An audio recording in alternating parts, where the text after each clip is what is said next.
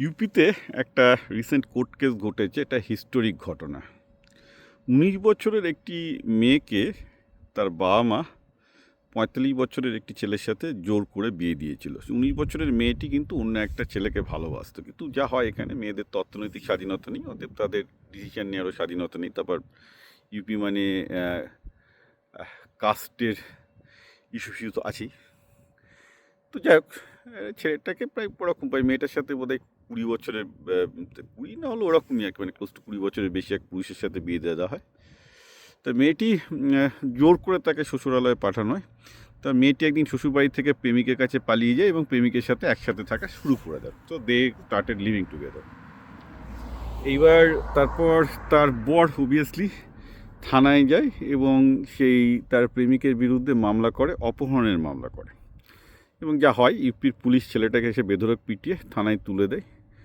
তারপর কোর্টে তোলে। কোর্টে তোলার পর যখন মহিলাটিকে ডাকা হয় যে এই পুরুষ তোমাকে, কারণ কোর্টকে তো প্রমাণ করতে হবে, তাহলে মহিলাকে বলছে যে যে তোমরা এই পুরুষটি মহিলাকে, এর বউকে তুলে নিয়ে গিয়েছে, মানে মানে রাবণ টাইপের কাজ করেছে আর কি, অপহরণ করেছে।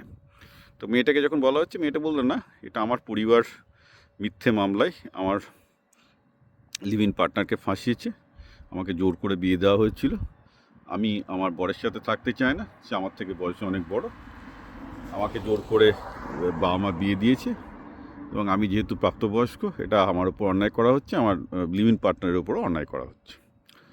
তো কোর্টে এই কথা শোনার পর তো জাজ ইমিডিয়েটলি কেস ডিসমিস করতে বাধ্য হয়েছে এবং পুলিশকে তো কড়কা দিয়েছে যে এটা কী হলো রে বাবা। তো এটা এদিক থেকে আমি বলবো ল্যান্ডমার্ক কেস, কারণ ভারতের যে আইন এখনও সেকুলার আইন আছে এবং এই আইন যে ব্রিটিশ আইন মোতাবেকে তৈরি হয়েছে, that is still in effect, যার জন্যে অন্তত একটা মহিলা এখনও ভারতে জাস্টিস পেতে পারে। কালকে যদি ভারতের এই আইনগুলো চেঞ্জ হয়ে যায়, I don't know what will happen.